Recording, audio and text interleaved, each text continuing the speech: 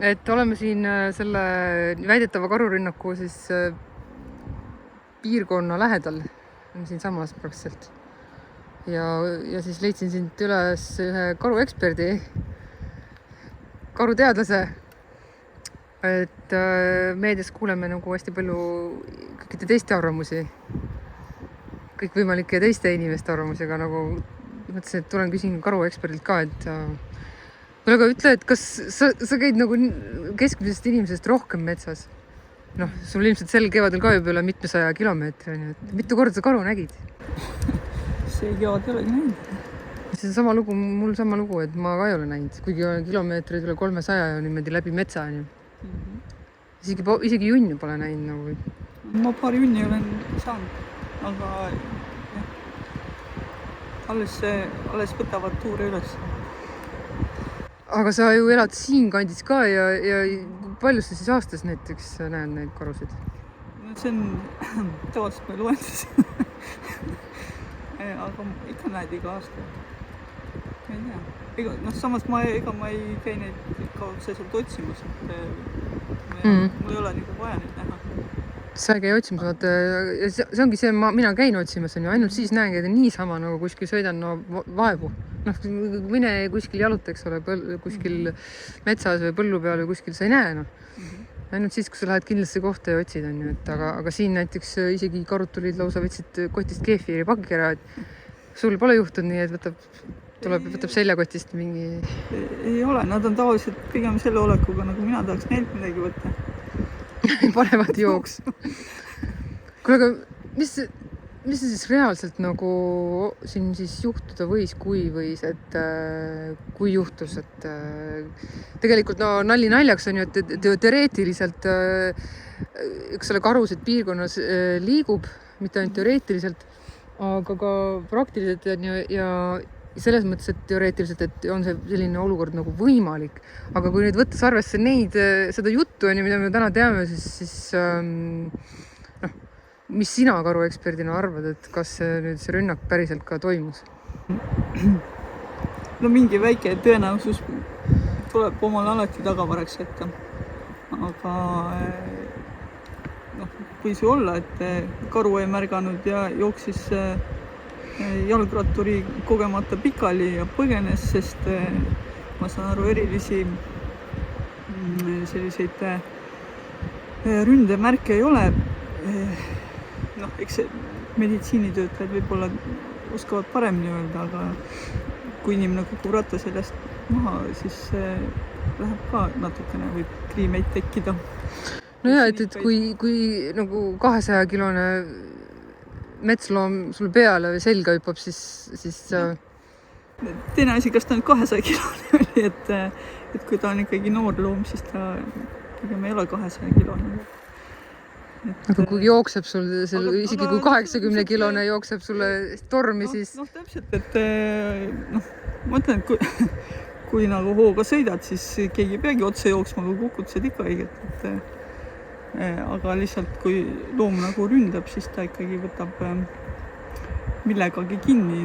Tavaliselt need paksu jope all olev nahk läheb katki niimoodi, et ikkagi jopel on ka mingi teede vist. Jah, et jope peaks olema ka samamoodi katki, et aga võib-olla siis nii palju siis ei keskenduks siis sellele, mis siin juhtus, et jumal sellega ja ilmselgelt igaüks teeb ise omad järeldused, kas see päriselt oli rünnak või ei olnud ja kes siin mida tahab näha, aga reaalselt ikkagi on nii, et kui karu, mulle vähemalt tundub, et kui karu nagu tahab rünnata, siis see ikkagi on rünnak ja see on nagu selgelt aru saada, et see on rünnak ja tavaliselt sellel on ka ikkagi inimese kehal või mingisugused tunnused ja selge märk sellest, et karu ründab. Karu teeb ka, enamasti ta tegelikult ikkagi teeb rohkem vist petterünnakuid, mis tähendab, et ta pidurdab enne, kui rünnatavani jõuab ja keerab otsa ümber. Eks tegelikult on viisakas, ta nagu ei... Ega karul ei ole ka nagu looduses ju mõistlik kakeldada, võib ise ka viga saada ja tema ei saa arsti juurde minna. Et ei lähe niimoodi pea ees tundmatusse kohta ja mõtleb, et nüüd ma kindlasti võidan selle võitluse. Ta teeb alguses ikkagi sellise hoiatava märgi ja siis vaatab, et kas ikkagi tasub midagi siin kaklema hakata või ei tasu. No just, et ta ju ikkagi karu ründab tavaliselt sellepärast, et ennast kaitsta. Et tavaliselt sellist petterünnakust piisab, et arusaadavaks teha, et mine ära. Jah. Et aga kas sul on nagu selliseid momente olnud siin, ütleme, sa oled ikkagi terve elu siin elanud karude kõige rikkamas piirkonnas ja sa käid aktiivselt metsas ja sa oled ka mesinik, no sul peab olema ometigi nagu kokkupuutud karuga. Sa mõtled nagu otsest kokku? No jaa, et on tulnud ka, võtnud sul mesikäpa küpsiseid näiteks kotist ära või midagi. No ei ole tegelikult. Kuidas siis nii, no ma loen meediast ikkagi tegelikult karud ikkagi tulevad, võtavad kotist ikkagi sul küpsipakke ja... Ma ei tea, võib-olla ma peaks rohkem küpsiseid kaasas saanud.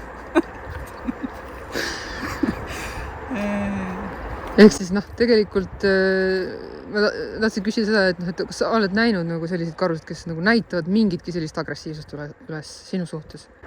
Ei ole. Et noh, see on esiteks pigem peaks olema selline harukordsem juhtum, kus mitu halba asjaolu langeb kokku. Jah, et kui me vaatame näiteks kas või see asjaolu siin, kus väidetavalt see juhtus, on täiesti pikk sirge lõik, eks ole, nii et siin ei saanud sellist üllatusmomenti olla. Ei saanud jah, sest tavaliselt ikka siuke üllatus tuleb, kui kuskil nurga tagant keegi tuleb suure hooga või aga pika sirge peal peaks olema näha ja kuulda ja nagu ma sain aru, siis vist ka muusika käis seal, et vaevalt see karu nagu tantsulembeline oli, et no, see eeldaks kas väga kõva tuult, et see karu ei kuulnud ja oli see tuul veel nii-öelda karu poolt ka, et ta ei saanud lõhna ka. No, et see pidi nagu sellisel juhul väga halb juhtum olema, sest ilmselgelt karu, kui seal rünnak oli, siis karu vist siiski ei olnud väga inimesest huvitatud. Nüüd peab ütlema, et selle rünnaku järgu, kui see oli rünnak, tundub, et Eesti karud on üsna sõbralikud. No, et see oli lihtsalt nagu siuke sõbralik intsident. No jah, pigem tundus nagu, et sel juhul pikali jooksmisena kogemata, et müksas korraks kokku.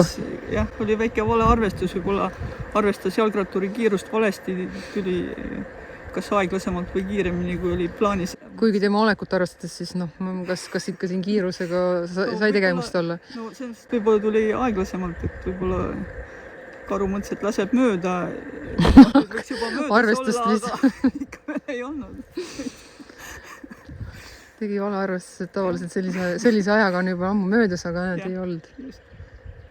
Aga teine asi, et siin ju tegelikult autod sõidavad, me praegu ka siin taustaks kuuleme, kogu aeg sõidavad siin, et ja ilmselt noh, siin kella mingisuguse 4-5 aeg on nii tihe nagu liiklus, siis ilmselt 8-9 õhtul, siin reedene aeg eriti on siin päris tihe ja kui siin see karu oli, siis ilmselgelt ma arvan, nagu oleks näinud seda keegi autojuhtidest, et seal samal ajal kuigi noh, seda absoluutselt ei väida, et siin ei ole karusid. Noh, kindlasti on siin karusid. Ja teine asi on see, et siis need karud siin on loogiline koht selles mõttes, et ja see on ülekäigu koht. No just, eks ole, et mul tegelikult on üks selline kogemus, kus ma teadsin, et vist karu tahab minna üle tee. Sellepärast, et sellel karul oli raadiosaatja ja siis ta läks läbi metsa, kogu aeg läheb. Ja siis ma läksin sinna natukene eemale ootama, et siis ma näen, kuidas ta läheb üle tee. Ja ta oli juba, see signaal oli päris tee ääres ja siis kohe läheb ja siis tuli mingi Žiguli sõitis mööda ja karu keeras otsa ümber, läks tagasi. Et teda. Ja ta ei ületanudki teed? Ta ei ületanudki teed.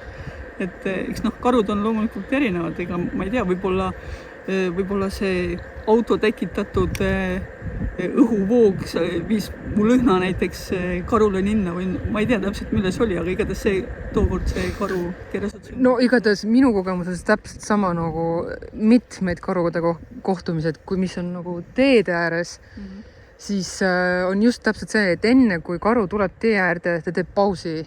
Ta vaatab täpselt samamoodi, kui inimene vaatab, kas läheb üle tee, kas sealt tuleb keegi või ei tule. Ja täiesti teadlikult seda teevad ja ma olen seda mitmeid kordi näinud.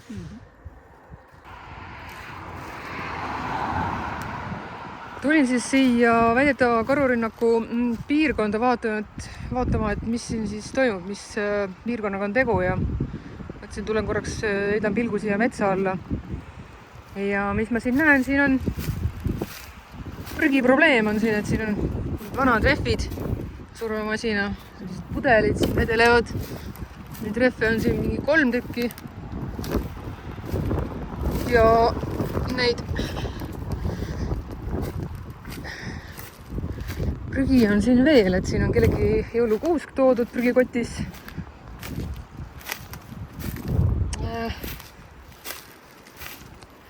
Siis on siin veel teepervel prügivärki veel. Päris palju tühji pudeleid vedelemas siin. Ja siin on nagu see maantee on päris aktiivne. Päris palju autosid sõidab siit, et see ei ole nagu mingi väike külatee. Aga kuidas siis käituda, et kui karu ikkagi tegelikult satub su lähedusse ja sa näed, et karu ei lähe kohe ära, miks ta ei lähe? Ja võib-olla nagu rääkida sellest, et miks karu võtta kohe ära ei lähe, kui ta sind näeb ja mis on need nagu sellised nüansid, mida nagu peaks teadma? No karu ei pruugi kohe ära minna selle pärast, et võib-olla tal on miskit tegemist. Et ta ju teeb seal midagi, võib-olla ta ei ole su lõhna veel saanud omale linna. Vahel nad on kuidagi mõttes, mõni arvab, et ei näe. See lõika välja siis, kui meil...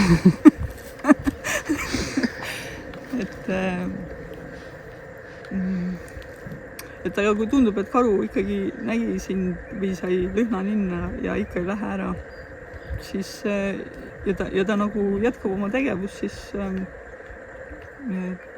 tuleks nautida olukorda. Kui ta otsustab, et tal on midagi sinu vastu, otsustab teha mingit petterünnakut või asja, siis või siis isegi päris rünnata, et siis tegelikult ei tasuks midagi teha peale võib-olla natukene rahuliku jutu rääkimise, nagu soovitatakse, et kindlasti ei maksaks jooksu panna. Et siis nii-öelda... Või puu otsa ronida? Või puu otsa ronida või rattaga eest ära sõita. Või röökida, sest see võib tunduda ka näiteks mingi saakloomahäälena. Röökimine tundub, ta võib tunduda agressiivne. Jah, agressiivne ähvardav. Sammoodi ei tohiks vist ka väga sügavalt silma vaadata. Noh, võib-olla peaks siis ütlema, et sul on ilusad silmad. Aga see klassikaline vale arusaam, et karu tahtis mind rünnata, sellepärast, et ta jõus siis 2 tagajalgadele. Nii et... See on ikka selleks vist, et mis vist kindlasti selleks, et saada parem ülevaade. Noh, see ei mõista karu võib ju proovida ise 4 käpukil, kui hästi ja kaugele sa näed siis. Need pisikesed silmad seal karvade sees ja oled seal kuskil maa ligi, ei näe ju midagi. Kehaehitus on ikka siuke, et see nina on nagu, ta ikka käib niimoodi nina allapoole, et meie oleme kogu aeg 2 jala peal, hirmus hea näha.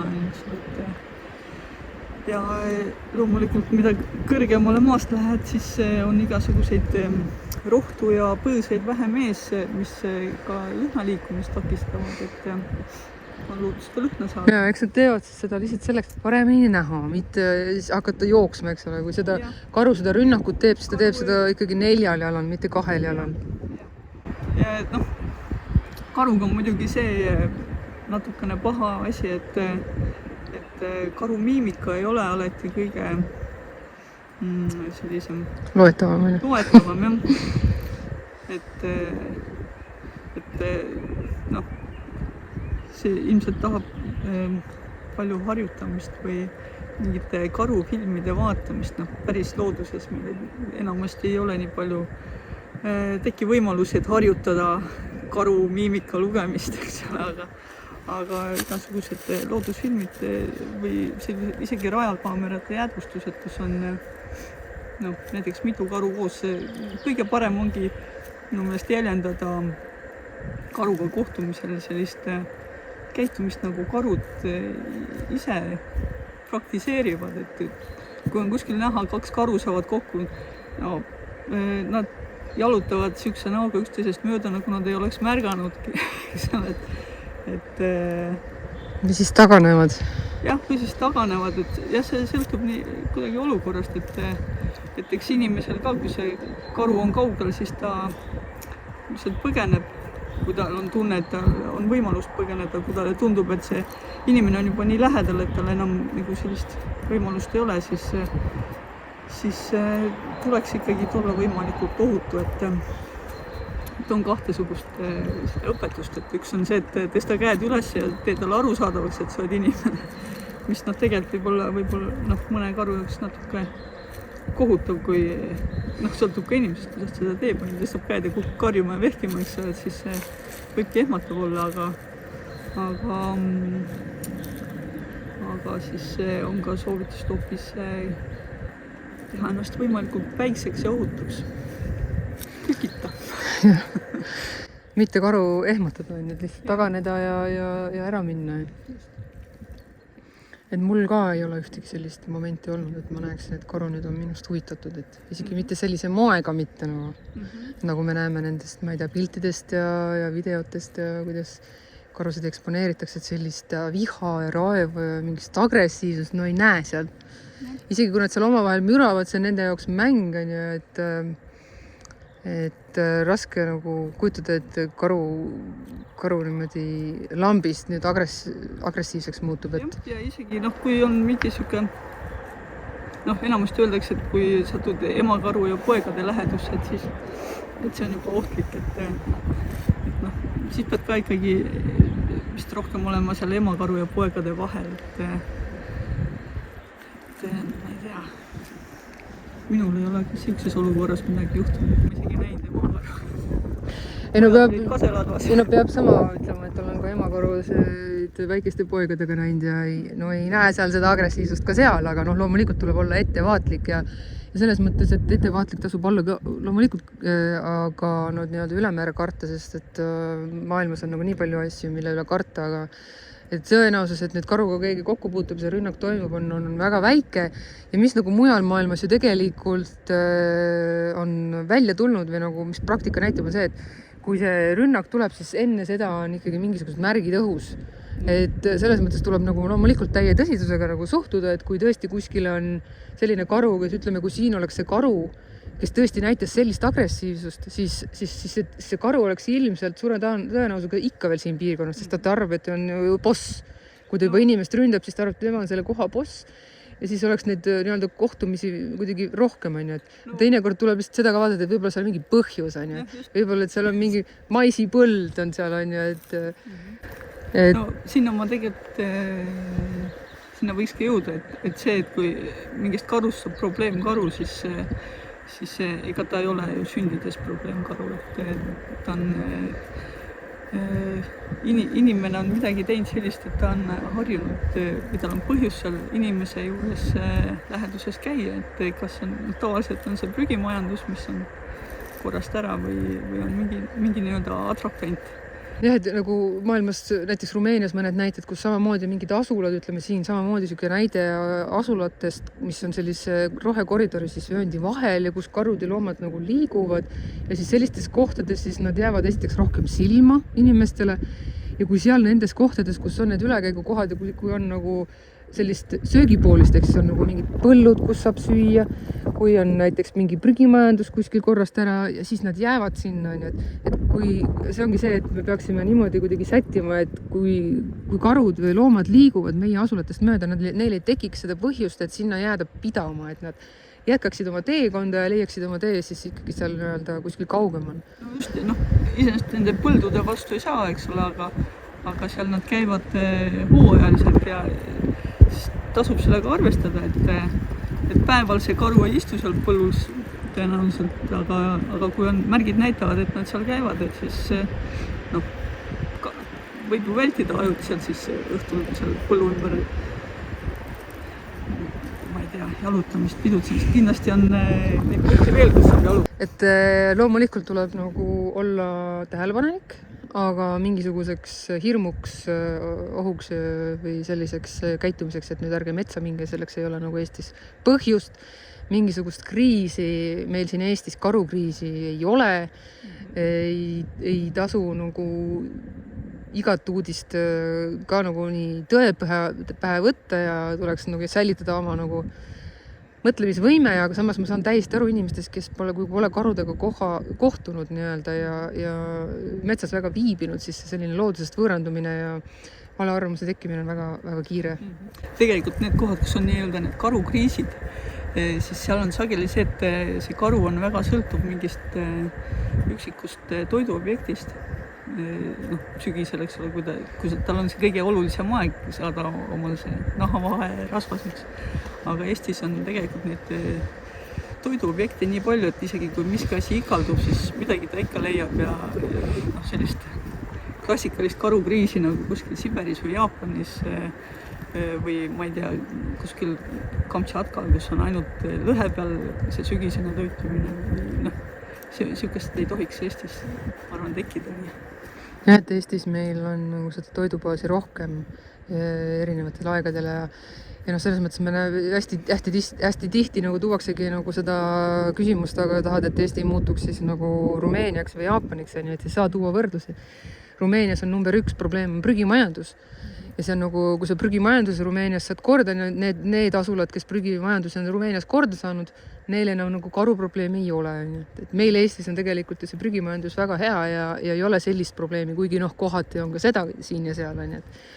Samamoodi Jaapanis ju, et seal on nagu muud probleemid. No just, et see, need näited, mis sa praegu rääkisid, siis tegelikult see näitabki seda, et see karukriis ei tule mitte lihtsalt karu arvukusest, vaid toidupuudusest. Inimese käitumisest, eks ole. Et kui sellega on kõik korras, selle peale mõeldakse ka, kui siin mingeid otsuseid tehakse, siis ei tohiks mingit kriisist juttu olla. Aga siin ikka mõni räägib sellest kriisist ja räägib, et lausa nagu, kuigi nagu karude arvukus, ütleme, ei ole nagu nii viimastel aastatel nii hüppeliselt ju enam kasvanud, et on stabiilne olnud. Eelmisel aastal esimest korda jäi küll nagu 40 karu küttimata, mis plaaniti, aga 40 karust ei teki ju nagu karu uputust. Et kuidas meil tegelikult, kui palju meil siia mahuks üldse karusid, kui palju meil üldse on siin karusid? No, mina ei ütle seda, mina ei tea.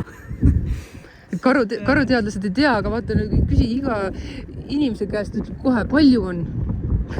Jah, just palju. See on niisugune suhteline mõiste. See ilmselt ei tahtunud minu tunnetust küsida, eks?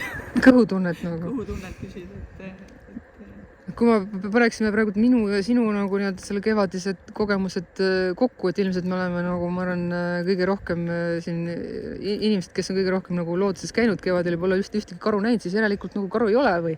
Et meie võiksime teha sellise järelduse, et võiks nagu rohkem. Võiks nagu rohkem olla. Aga selles mõttes, et probleem ongi sellest, et tegelikult me võime väga lihtsalt üle hinnata seda arvukust, kuna tänapäeval ju see... Ja vaata, seal on nagu see ka, et me võime ka mängida nii, et kogu aeg on karu arvukust alahinnatud. Aga tegelikult see, mis see päris arvukus on, ei mängigi rolli, et inimene mõtleb ikka sellest, et kas on nagu rohkem kui varem või vähem kui varem.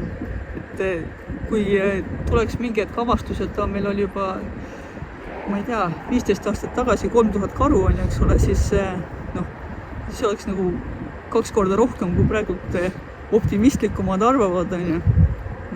Aga inimene räägib ikka, et keegi ei paku, et on 3000, eks ole.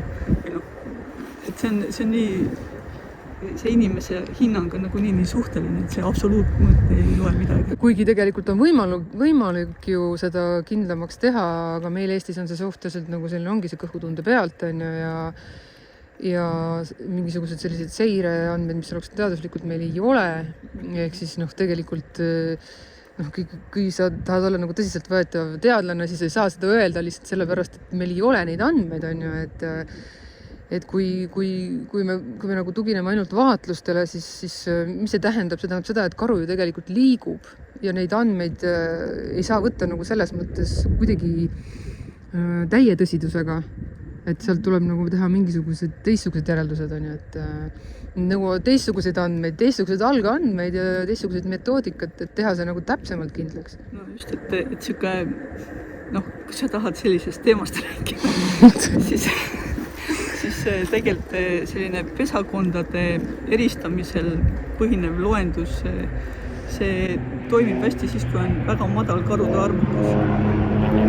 Siis on suur tõenäosus, et sa ei loe top. Karud sõitsid mööda. Motokarud. Et siis on võimalik, et see ei loe neid topelt, et kui karude arvukus on kõrge, nagu praegu väidetakse olevat, siis selline meetod nagu karupesakondade eristamisel põhinev arvukuse hinnang, see tegelikult on näidatud, et see ei tööta. See on nii liiga suure veaga. Ja noh, lisaks sellele pole ju ka Eesti kohta selliseid andmeid, et kui palju näiteks üldse emakaru poegadega liigub, et kõik teevad oma arvamusi, aga noh, teadmist ei ole, et kui võtta mingi maailma teadmine, siis võib väikeste poegadega emakaru vajadusel ka 40 kilomeetrit ööpäevas liikuda. Et meil millegipärast arvatakse, et elab heal juhul ühes külas kogu aeg. No ühel söödaplatsil on üks emakaru 4 pojaga kõikides söödaplatsides, noh, korrutad selle siis, ma ei tea, mis numbriga ja saadki Eesti karude arvukuse. Samal ajal, kui ta nagu aastaringselt seal ka ei ole, et siis see nagu vist kedagi ei häiri ka, et nüüd ta ikka ta on põõsa taga. Aga siis kokkuvõtvalt, et kui nagu nii-öelda päriselt tahad teada, siis mis karudega Eestis toimub ja kust nad liiguvad ja mida nad teevad, kui lähedal nad meile on, siis tuleb siis toetada projekti, mis meil praegu käimas on Eestis esmakordselt. Ega ei jää ju muud üle, kui tuleb kuidagi moodi üritada olukorda parandada ja uurida, et see liikumine on selline asi Eestis, mis võiks aidata seda olukorda natukene märksa paremini aru saada.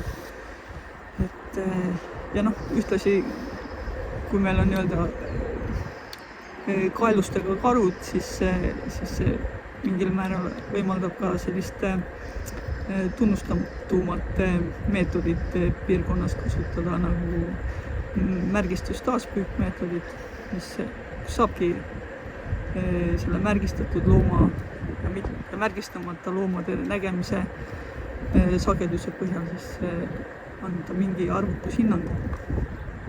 Ja kelle meeles see oluline on, siis toetage, jah. Et tegelikult täiesti uskumatu, et sihukest asja pole nagu nii aktuaalne teema. Alati kõik teavad sellest karust kõige rohkem, et palju on neid ja kui palju neid on ja et mis nad teevad ja kuidas teevad aga tegelikult kui hakata nii-öelda süübima, vaatad natukene lähemalt, siis näed, et uuringud on kõik tegemata mitte sellepärast, et pole motivatsiooni teha, vaid lihtsalt riik pole pannud sinna raha, nad pole pannud sinna ressurssi selleks, et see oleks saanud seda uurida ja tegelikult see lihtne projekt ei ole ju riigieelarve mõttes üldse nagu väga suur, et saadagi mingitki nagu informatsiooni, et väga loodan, et äkki riik tuleb siia juurde ja teeb edasi seda nii-öelda koostöös siis teadlastega, et loodame parimat. Ega meil muud üle jää.